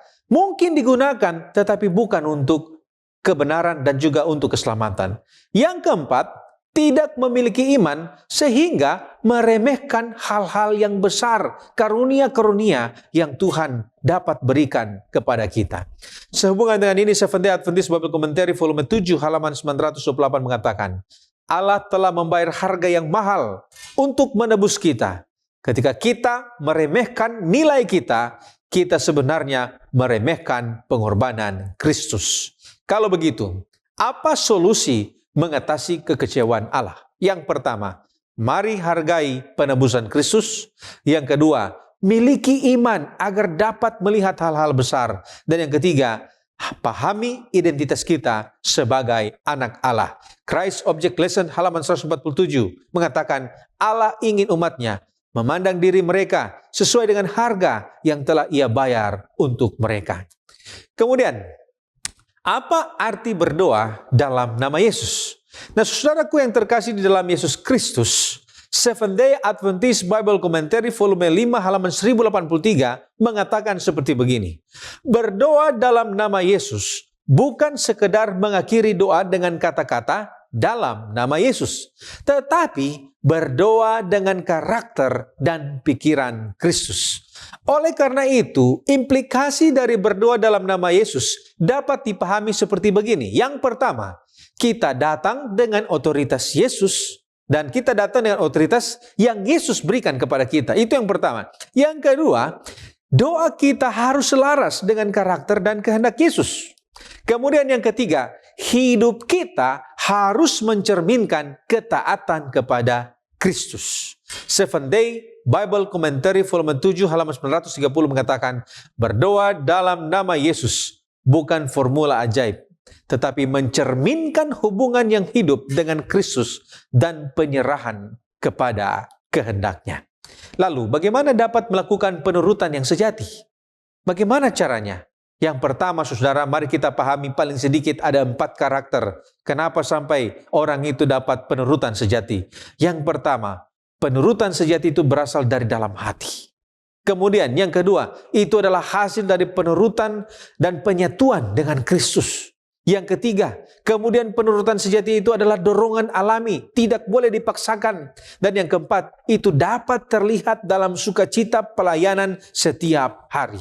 Step to Christ halaman 60 mengatakan, ketaatan sejati adalah pekerjaan dari dalam keluar, bukan sebaliknya, dan ini adalah hasil dari kasih kepada Allah. Saudara, penurutan sejati adalah proses. Proses dalam mengenal Allah secara pribadi. Kemudian yang kedua, persekutuan yang terus-menerus dengan Dia. Kemudian yang ketiga, menghormati dan menyukai karakter Kristus. Dan yang keempat, membenci dosa secara alami. Di Desire of Ages halaman 668 mengatakan, ketika kita mengenal Allah sebagaimana hak istimewa kita untuk mengenalnya, maka hidup kita akan menjadi hidup dalam ketaatan yang terus-menerus. Christ Object Lesson halaman 97 mengatakan, ketaatan sejati adalah hasil dari pekerjaan prinsip dari dalam. Saudaraku, sekarang kita datang kepada penutup dan aplikasi dari apa yang kita pelajari dan diskusikan bersama. Bagaimana kita tahu kalau kita itu berkenan kepada Allah? Yohanes 15 ayat 1-17 merangkumkan beberapa hal yang akan membantu kita tahu bahwa kita itu berkenan kepada Allah. Yang pertama, bila kita tinggal di dalam Kristus dan Kristus di dalam kita. Yang kedua, bila firman-Nya tinggal di dalam kita. Artinya kehidupan kita selaras dengan apa yang dikatakan di dalam firman Allah. Yang ketiga, Kita menghasilkan buah-buah roh sebagai produk dari tinggal di dalam Kristus, serta Kristus dan firman-Nya tinggal di dalam kita. Artinya tidak hanya secara teori, tapi itu menghasilkan praktek kehidupan. Dan yang keempat adalah kita tinggal dalam kasih-Nya, menuruti perintah-Nya dan mewujud nyatakan kasih itu dalam kehidupan kita sehari-hari, yaitu dengan mengasihi Allah dan mengasihi sesama manusia. Kita akan merasa berkenan kepada Allah bila kita memiliki iman kepada Kristus. Inilah satu-satunya cara supaya kita boleh berkenan di hadapan Tuhan. Namun demikian, iman itu harus dinyatakan dalam perbuatan. Nyonya White katakan dalam letter 301 2 November 1904 bahwa iman kepada Kristus itu selalu menuntun kepada ketaatan yang rela dan penuh sukacita. Kemudian dalam buku In Heavenly Places halaman 186, dengan bersandar pada kasih Kristus, mempercayai penebus dan pemberi hidup untuk mengerjakan keselamatan jiwa Anda akan tahu apakah Anda semakin dekat dan semakin dekat kepadanya, tahu apa artinya bertahan melihat Dia yang tidak terlihat. Allah menghendaki agar kita merasa puas di dalam kasih-Nya dan pikiran harus selalu dikendalikan oleh kuasa Roh Kudus. Sekarang apa tanggung jawab kita jika kita sudah merasa berkenan kepada Allah? Bila kita sudah merasa berkenan kepada Allah, adalah tanggung jawab kita untuk yang pertama, terus hidup di dalam kebenaran dan melakukan pekerjaan-pekerjaan yang baik di dalam Kristus. Efesus 2 ayat 10 mengatakan, karena kita ini buatan Allah, diciptakan dalam Kristus Yesus untuk melakukan pekerjaan baik yang dipersiapkan Allah sebelumnya. Ia mau supaya kita hidup di dalamnya. Yang kedua, untuk mau digunakan Allah menjadi saksi baginya dan menjadi batu yang hidup bagi suatu rumah rohani, bagi suatu imamat yang kudus untuk mempersembahkan persembahan rohani yang karena Yesus Kristus berkenan kepada Allah menurut 1 Petrus 2 ayat yang kelima. Sekarang apa yang harus kita lakukan jika kita merasa belum berkenan kepada Allah? Jika kita merasa kita belum berkenan kepada Allah, maka kita memerlukan Yesus di dalam hidup ini. Kita perlu iman kepadanya. Kita perlu datang dalam doa kepadanya dengan iman kepada Yesus, mengakui keadaan kita yang tidak berkenan kepada Allah dengan pertobatan yang tulus supaya kita diampuni dan juga disucikannya. Dalam buku perumpamaan Tuhan Yesus halaman 145, pena inspirasi katakan, bangkitlah dan pergi kepada Bapamu. Jika engkau mengambil satu langkah saja ke arah Dia dalam pertobatan, Ia akan cepat-cepat merangkulmu di dalam tangan atau lengan kasih-Nya yang abadi. Telinganya terbuka kepada seruan jiwa yang menyesal. Tidak pernah doa yang dipersembahkan, betapa lemahnya sekalipun, tidak pernah sebutir air mata dicucurkan, betapapun rahasianya, tidak pernah suatu kerinduan yang ikhlas kepada Allah yang didambakan, betapapun lemahnya, Roh Allah akan pergi menjemputnya. Bahkan sebelum doa itu dipersembahkan atau keinginan hati itu diberitakan, rahmat dari Kristus keluar untuk memenuhi rahmat yang bekerja di atas jiwa manusia tersebut. Jadi mari kita datang kepada Kristus dengan iman supaya kita hidup dalam keadaan yang berkenan di hadapan Allah. Mari kita tunduk kepala dan berdoa. Bapa di sorga, kami bersyukur oleh karena kasih-Mu yang besar. Melalui Yesus Kristus anak-Mu yang kami terima dalam iman, kami boleh diselamatkan dari dosa, hidup kami boleh disucikan, dikuduskan, dan kami boleh hidup berkenan di hadapan-Mu. Terima kasih Tuhan untuk rahmat-Mu yang besar. Tolong kami untuk menghargainya.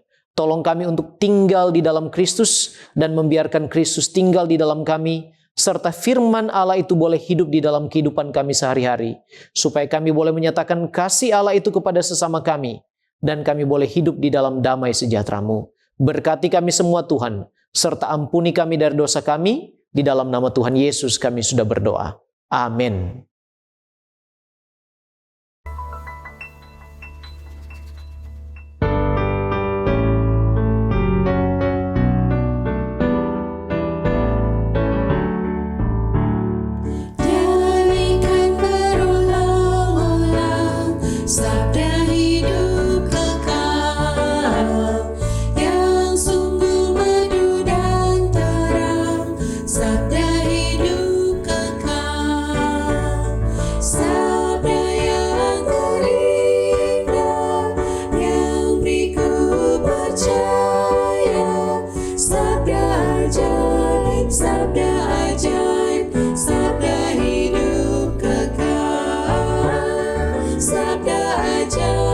Sabda ajaib, sabda hidup kekal.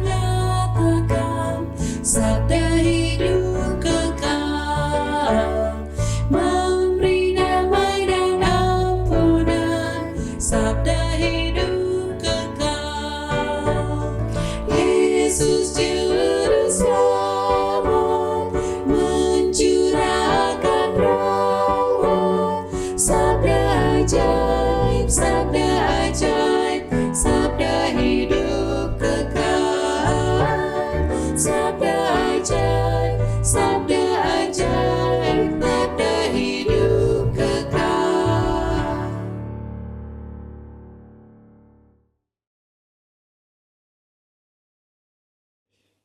Sahabat-sahabat sekalian, mari kita tunduk kepala dan kita berdoa. Kami memuji, memuliakan, dan mengagungkan nama-Mu, Bapa Tuhan kami, Khalik pencipta langit, bumi, laut, dan segala isinya. Kami menyembah Engkau pada hari yang Engkau kuduskan, hari Sabat, hari di mana kami memulihkan hubungan kami dengan Engkau sebagai Khalik pencipta dan penebus kami.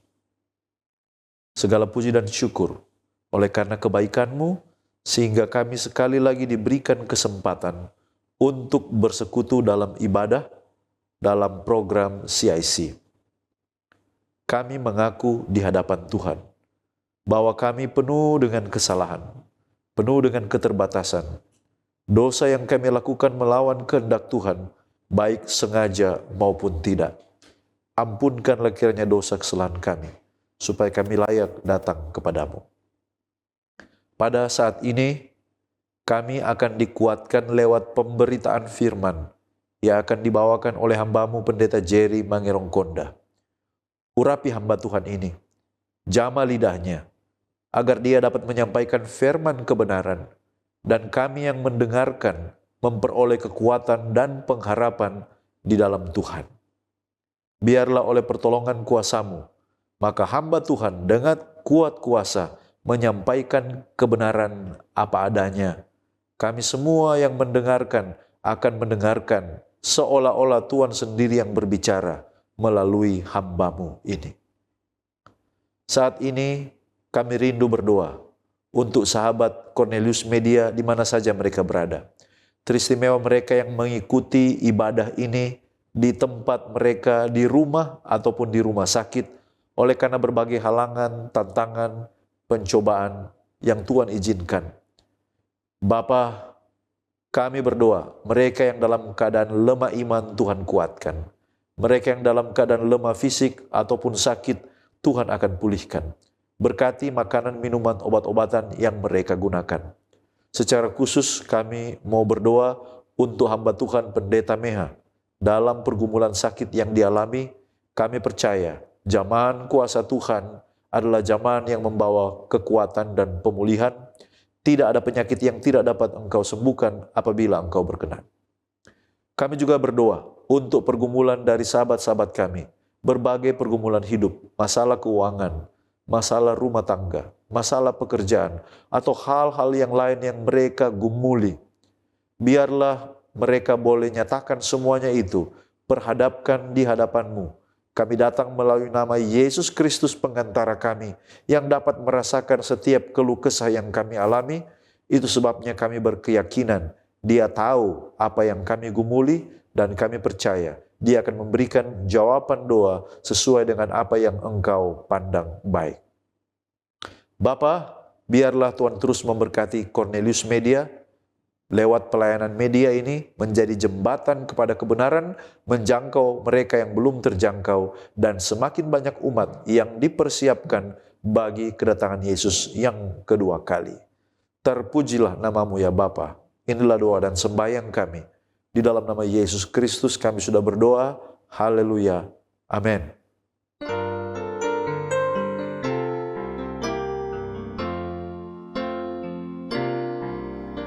Ada banyak hadiah, sukses tuh diraih, yang lain korbankan hidupnya demi ketenaran.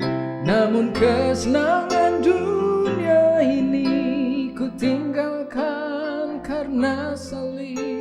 Ku arahkan pandanganku pada Tuhan dan kasih-Nya.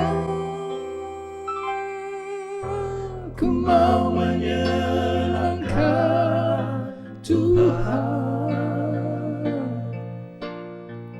hidup dalam kehendak-Nya, tinggal di hadirat-Nya, jadi Jadi seperti Dia, kelak terima hidup kekal.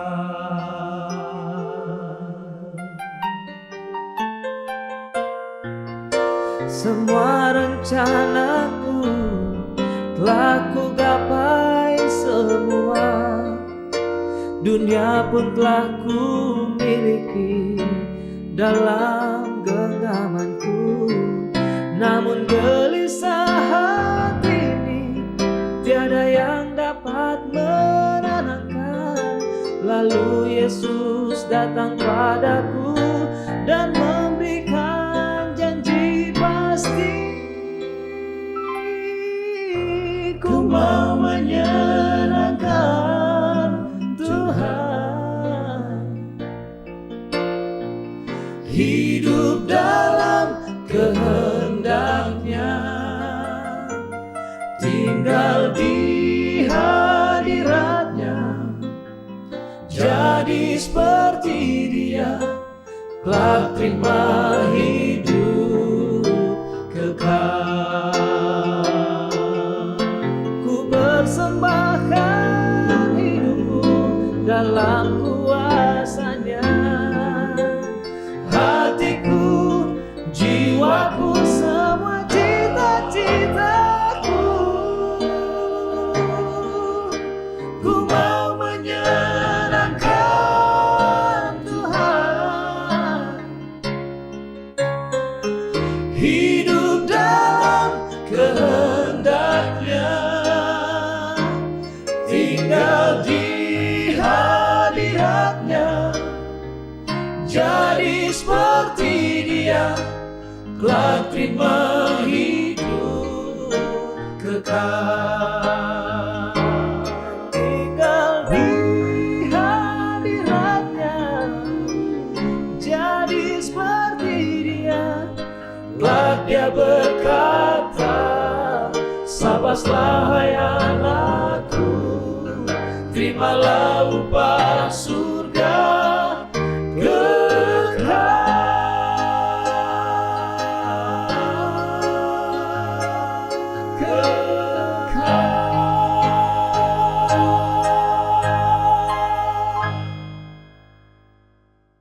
Sahabat umat Tuhan yang diberkati, Shalom, selamat hari Sabat. Pada kesempatan ini kita bersyukur kepada Tuhan, kita diberikan kesempatan lagi untuk belajar firman Tuhan. Saudara-saudara, firman Tuhan pada Sabat ini saya dasarkan dalam Yohanes 1 ayat 47. Yohanes 1 ayat 47. Mari kita buka Alkitab kita lihat firman Tuhan dalam Yohanes 1 ayat 47. Firman Tuhan mengatakan, kata Filipus kepadanya, mari dan lihatlah. Yesus melihat Natanael datang kepadanya, lalu berkata tentang dia, lihat, inilah seorang Israel sejati. Tidak ada kepalsuan di dalamnya. Di dalam terjemahan Alkitab New Living Translation menggunakan kata a man of complete integrity. Kalimat yang disebutkan dengan tidak ada kepalsuan di dalamnya, di dalam New Living Translation dikatakan a man of complete integrity. Saudara, sebelum kita lanjut pelajaran firman Tuhan pada Sabat ini, mari kita tunduk kepala dan kita berdoa. Bapa di sorga, saat ini kami mau belajar firman Tuhan. Kiranya Roh Kudus akan menguasai hati dan pikiran kami. Kiranya firman Tuhan pada Sabat ini mengesankan hati kami untuk bertumbuh di dalam kerohanian kami. Kami lebih menyerupai Yesus dalam kehidupan kami. Inilah doa permohonan kami dalam nama Yesus, Juru Selamat kami. Amin. Judul khotbah pada Sabat ini adalah A Man of Complete Integrity. Saudaraku yang diberkati Tuhan, pernahkah Anda menerima sebuah ucapan pujian dari seseorang? Bagaimana rasanya ketika Anda dipuji oleh seseorang. Menyenangkan bukan? Ada rasa senang, ada rasa gembira dalam hati.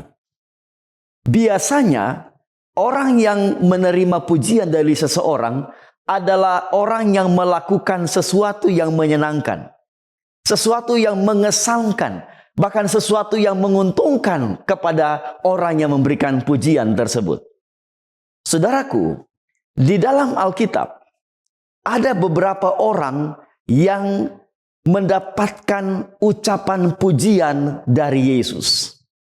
Mari kita lihat beberapa tokoh di dalam Alkitab yang mendapatkan pujian dari Yesus. Yang pertama, saudara buka di dalam Matius pasalnya yang ke-8, di situ ada cerita tentang Yesus menyembuhkan hamba seorang perwira di Kapernaum.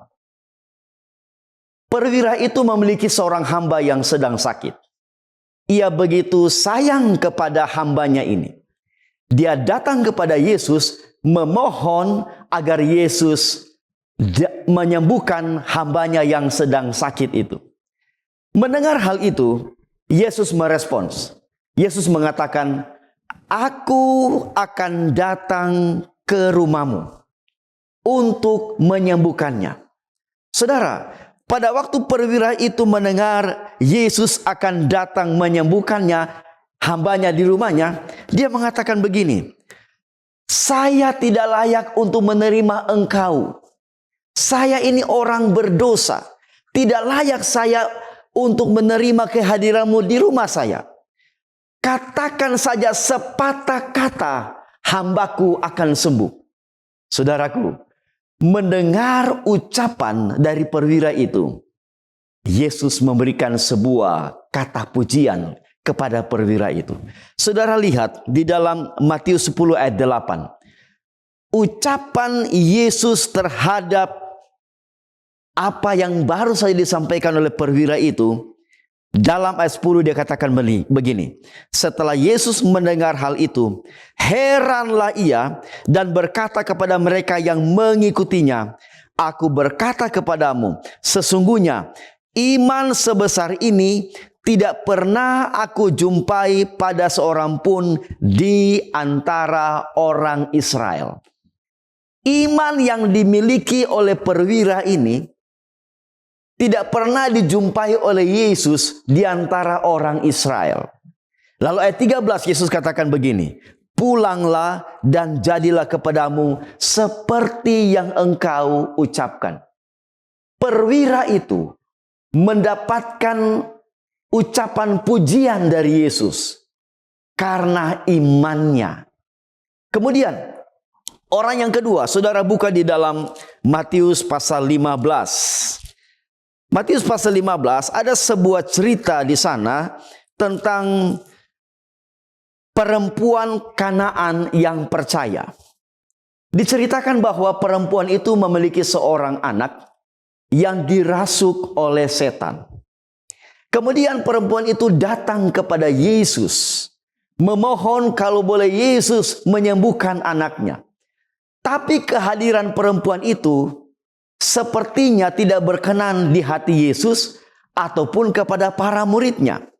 Sampai-sampai para murid mengatakan, "Biarkanlah ia pergi. Dia hanya mengganggu kita saja." Lalu Yesus katakan begini. Ayat 23 Matius pasal 15. Tetapi Yesus sama sekali tidak menjawabnya. Lalu di dalam ayatnya yang ke-24 jawab Yesus, "Aku diutus hanya kepada domba-domba yang hilang dari umat Israel." Kemudian di dalam ayatnya yang ke-25, tetapi perempuan itu mendekat dan menyembah dia sambil berkata, "Tuhan, tolonglah aku." Tapi kembali Yesus mengatakan, "Tidak patut mengambil roti yang disediakan bagi anak-anak dan melemparkannya kepada anjing." Sampai di situ perempuan itu tetap kepada keinginannya. Ia tidak pergi. Walaupun dia sepertinya tidak disambut, tidak berterima di tempat itu. Tapi dia tidak kendor. Dia tidak meninggalkan tempat itu. Dia mengatakan begini, kata perempuan itu, benar Tuhan, namun anjing itu makan dari remah-remah yang jatuh dari meja tuannya. Lalu lihat, ucapan pujian Yesus kepada perempuan itu. Dalam ayat 28, maka Yesus menjawab dan berkata, hai ibu, besar imanmu. Maka jadilah kepadamu seperti yang kau kehendaki. Oh, perempuan Kanaan. Perempuan penyembah berhala, perempuan yang tidak mengenal Allah Israel, mendapatkan pujian dari Yesus karena imannya. Dia tidak mundur, walaupun mendapatkan halangan, rintangan, hambatan. Dia tahu bahwa Yesus adalah satu-satunya yang boleh menolong dia. Dan Yesus memberikan pujian kepadanya. Besar imanmu, ibu. Orang yang ketiga yang mendapatkan pujian dari Yesus. Saudara buka dalam Lukas 7 ayat 28. Mari kita buka Alkitab kita. Lukas pasal 7 ayatnya yang ke-28. Firman Tuhan mengatakan begini. Aku berkata kepadamu, di antara mereka yang dilahirkan oleh perempuan, tidak ada seorang pun yang lebih besar daripada Yohanes. Saudaraku, Yohanes Pembaptis mendapatkan pujian dari Yesus. Kenapa? Karena di dalam Yohanes 3 ayat 30, mari kita buka Alkitab Yohanes 3 ayat 30. Ada sesuatu yang Yohanes Pembaptis buat terhadap Yesus. Yohanes 3 ayat 30 katakan begini. Ia harus makin besar, tetapi aku harus makin kecil. Saudara, ungkapan ini latar belakangnya adalah murid-murid Yohanes datang komplain kepada Yohanes Pembaptis, mengatakan bahwa orang yang engkau sebut anak domba Allah itu membaptis lebih banyak daripada kita. Lalu murid-murid Yohanes meninggalkan Yohanes dan memilih mengikuti Yesus. Mendengar hal itu, Yohanes menyadari tugasnya. Dia tahu bahwa dia adalah pembuka jalan bagi Mesias, memperkenalkan Mesias kepada orang-orang Israel dan orang umumnya pada waktu itu. Yohanes tidak terpengaruh dengan komplain dari murid-muridnya. Walaupun sepertinya sudah ada konflik di sana antara murid Yohanes dan murid Yesus. Yohanes tidak terpengaruh. Yohanes mengatakan, biarlah ia semakin besar, tapi aku harus semakin kecil. Dan itulah sebabnya Yesus memberikan pujian kepada Yohanes yang dicatat di dalam Lukas 7 ayat 28 tadi. Lukas 7 ayatnya yang ke-28. Yesus mengatakan, Lukas 7 ayatnya yang ke-28. Aku berkata kepadamu, di antara mereka yang dilahirkan oleh perempuan, tidak ada seorang pun yang lebih besar. Oh, luar biasa saudara. Seorang yang dilahirkan oleh seorang perempuan, tidak ada yang lebih besar daripada siapa? Yohanes. Yohanes mendapatkan ucapan atau kata-kata pujian dari Yesus oleh karena kerendahan hatinya. Oleh karena sikap mau menghindar dari konflik. Oleh karena dia tahu bahwa dia itu hanyalah sementara, dia hanyalah pembuka jalan. Sedang yang utama atau inti adalah Mesias atau Yesus Kristus. Saudaraku, tokoh yang keempat yang mendapatkan pujian dari Yesus. Saudara buka dengan saya dalam Yohanes pasal 1. Kita buka Alkitab kita dalam Yohanes pasal 1. Ayatnya yang ke-47. Firman Tuhan katakan begini. Kata Filipus kepadanya, mari dan lihatlah. Yesus melihat Natanael datang kepadanya. lalu berkata tentang dia, lihatlah, inilah orang Israel sejati. Yesus berkata tentang Natanael, lihatlah orang Israel sejati. Lalu, tidak ada kepalsuan di dalamnya. New Living Translation katakan begini, a man of complete integrity. Saudaraku yang diberkati Tuhan, sebuah ucapan pujian kepada Natanael yang keluar dari mulut Yesus. Orang Israel yang sejati, kemudian tidak ada kepalsuan di dalamnya. Saudaraku, konteks atau perikop dari ayat ini adalah tentang murid-murid Yesus yang mula-mula. Yohanes Pembaptis memperkenalkan Yesus kepada murid-muridnya dengan mengatakan, lihatlah anak domba Allah. Kemudian dua murid Yohanes Pembaptis meninggalkan Yohanes dan mengikuti Yesus. Salah seorang di antaranya adalah Andreas. Lalu Andreas ini memperkenalkan Simon Petrus kepada Yesus. Lalu besoknya Yesus menemui Filipus dan Filipus pun menjadi pengikut Yesus. Lalu apa yang dibuat oleh Filipus? Filipus bertindak sama seperti Andreas, memperkenalkan Yesus. Siapa yang Filipus perkenalkan? Yang Filipus perkenalkan adalah Natanael. Tapi sikap Natanael pada waktu Filipus memperkenalkan Yesus atau Mesias, Natanael mengatakan begini. Di dalam Yohanes 1 ayat 46. Kata Natanael kepadanya, mungkinkah sesuatu yang baik datang dari Nazaret? Saudaraku, beberapa komentator Alkitab, termasuk Bible Commentary dari Gereja Advent, mengatakan begini. Ucapan Natanael ini adalah ucapan yang skeptis. Ucapan yang mengungkapkan keraguan, ketidakpercayaan kepada Yesus. Natanael awalnya meragukan tentang Mesias, tentang Yesus yang baru saja diperkenalkan oleh Filipus ini, karena dia datang dari Nazaret. Sebuah tempat yang tidak memungkinkan dan tidak dipercaya oleh orang-orang pada waktu itu untuk datangnya Mesias. Natanael meragukan. Tapi saudara tahu, dalam kondisi hati yang ragu, skeptis terhadap Yesus ini, Yesus katakan begini kepada Natanael. Lihat, inilah seorang Israel yang sejati. Tidak ada kepalsuan di dalamnya.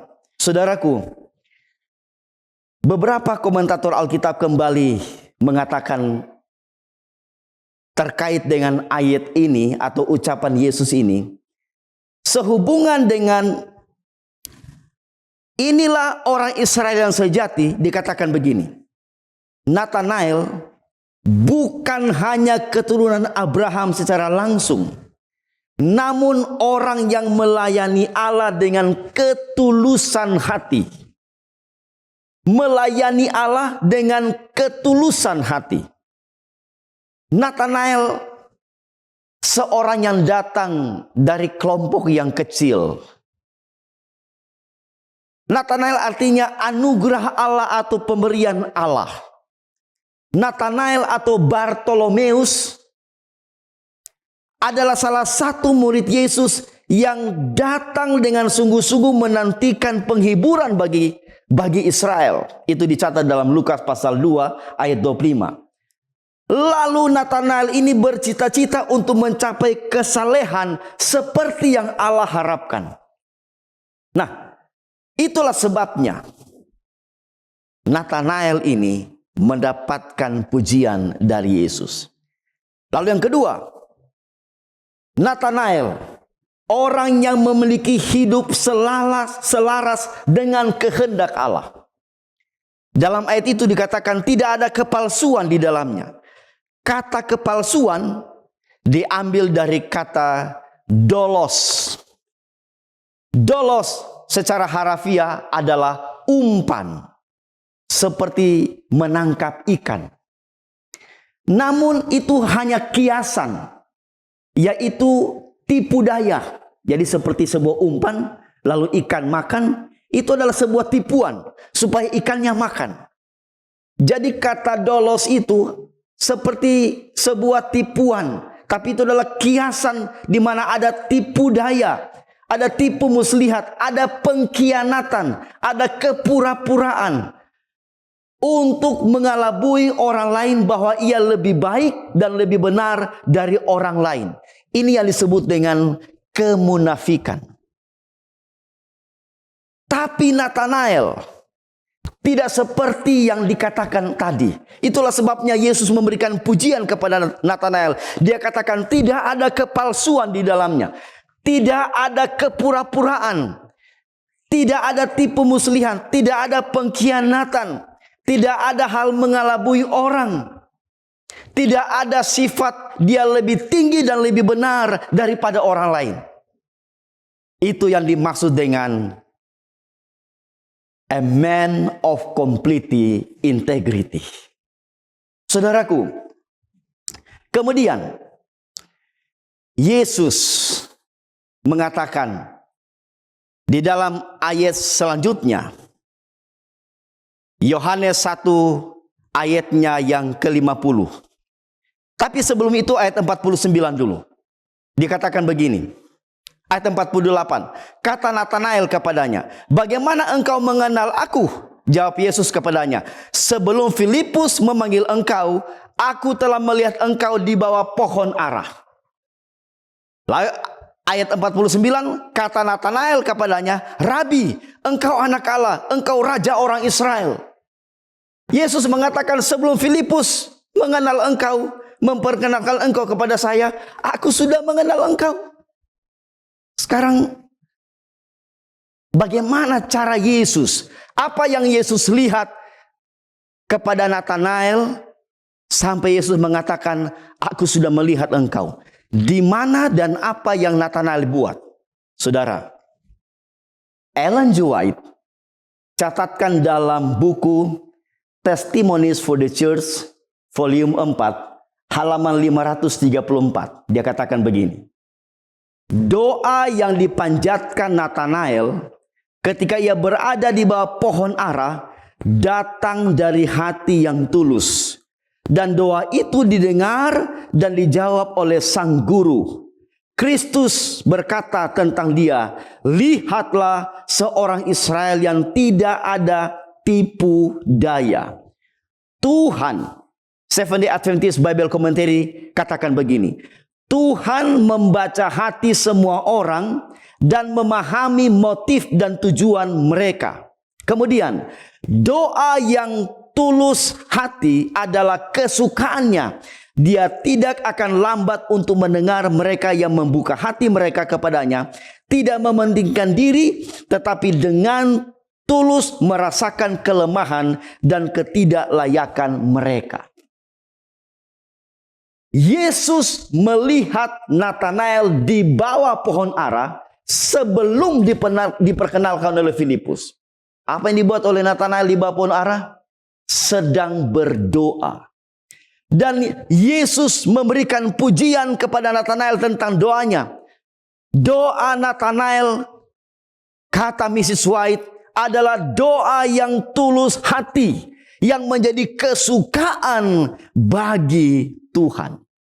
Saudaraku, mendengar hal ini, Natanael yang awalnya skeptis, ragu-ragu, kurang percaya terhadap Mesias, terhadap Kristus, dia mengatakan di dalam Yohanes pasal 1 ayatnya yang ke-49, kata Natanael kepadanya, Rabi, engkau anak Allah, engkau raja orang Israel. Yesus memenangkan keraguan, skeptis Natanael menjadi orang yang percaya. Yesus memberikan pujian kepada Natanael. Saudara yang diberkati Tuhan, Nathanael bukan seorang penulis Alkitab. Dia jarang disebut namanya. Ia tidak seperti Petrus, Yohanes, Yakobus. Ceritanya sering diceritakan atau selalu disebutkan di dalam kitab Injil. Nathanael ini orangnya lebih banyak mungkin bekerja di belakang layar. Jarang tampil, jarang disebut-sebut. Saudaraku, Nathanael adalah seorang yang jujur, adalah seorang yang tulus dan ikhlas, adalah seorang yang murni. Tidak ada kepalsuan dan kemunafikan di dalam dirinya. Ia tidak pernah meminta kedudukan seperti Yohanes dan Yakobus. Dia tidak pernah menyangkal Yesus seperti Petrus. Dia lebih banyak berdiam. Tetapi pribadi yang lebih banyak atau jarang tampil ini, jarang berbicara ini, jarang ceritanya disebut di dalam kitab Injil, mendapatkan ucapan pujian dari Yesus. Dia adalah a man of complete integritas.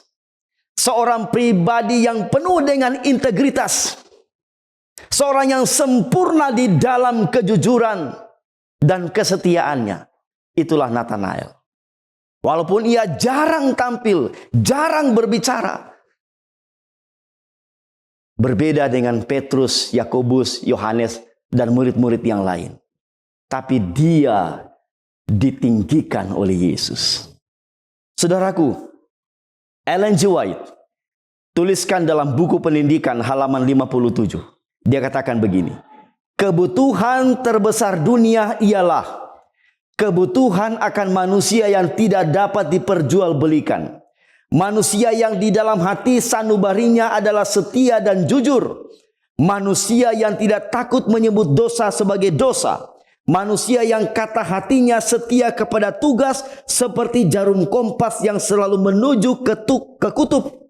Manusia yang mau berdiri untuk kebenaran walau langit runtuh sekalipun.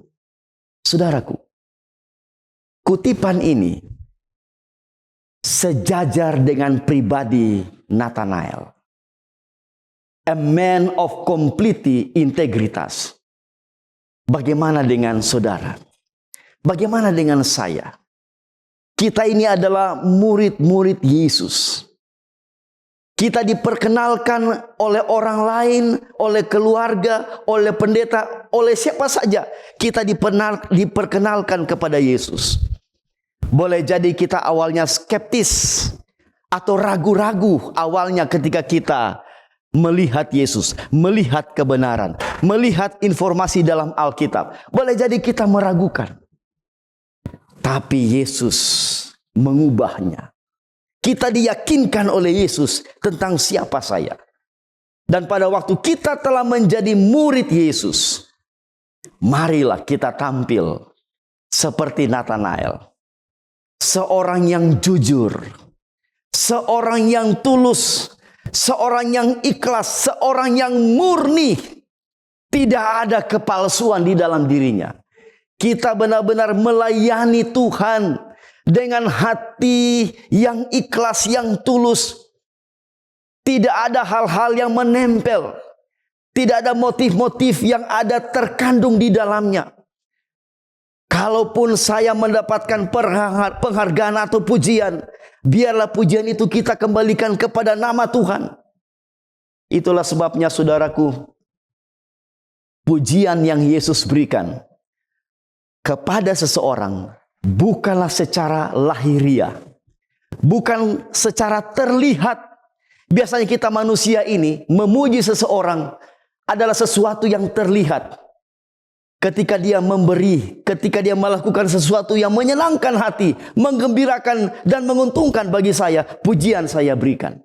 Yesus tidak melakukan hal yang demikian. Sebaliknya, Yesus memberikan pujian kepada sesuatu yang bersifat tersembunyi, tidak terlihat, tidak terdengar. Di sanalah Yesus memberikan pujian. Kepada perwira, dia memberikan pujian karena imannya. Kepada perempuan Kanaan, dia memberikan pujian karena imannya. Kepada Yohanes Pembaptis, dia memberikan pujian oleh karena kerendahan hatinya. Kepada Nathanael, dia memberikan pujian oleh karena pribadi yang murni, yang tulus, yang ikhlas. Saudaraku, akhir hidup Nathanael, dia menjadi seorang misioneri di Ethiopia, di India, dan di Armenia. Dan kita tahu dalam sejarah, Nathanael atau Bartolomeus, dia mati dengan cara dikuliti, lalu dia dipenggal kepalanya. Tapi dia adalah pribadi yang benar-benar murni di hadapan Yesus. Kiranya khotbah pada saat ini boleh memberikan kesan rohani yang kuat kepada saudara. Mari kita menjadi murid Yesus yang memiliki kemurnian. Menerima pujian dari Yesus. Bukan karena apa yang kita berikan, apa yang kita lakukan. Tapi itu lahir dari hati kita yang murni. Hanya Yesus yang tahu. Orang lain tidak tahu. Tuhan memberkati kita adalah doa dan harapan kita bersama. Mari kita berdoa. Bapa di sorga, Allah yang kami tinggikan dan muliakan, Bapa yang penuh kasih. Puji syukur kami naikkan kepadamu. Berita firman Tuhan. Biarlah ini memberikan kesan rohani yang kuat dalam hati kami. Biarlah kami menjadi seperti Nathanael yang memiliki kemurnian. Biarlah kami tetap bertumbuh mengasihi Yesus dalam kehidupan kami. Terima kasih Tuhan memberkati semua yang menyaksikan pekabaran firman Tuhan saat ini. Inilah doa permohonan kami. Dalam nama Yesus, Juru Selamat kami. Amin.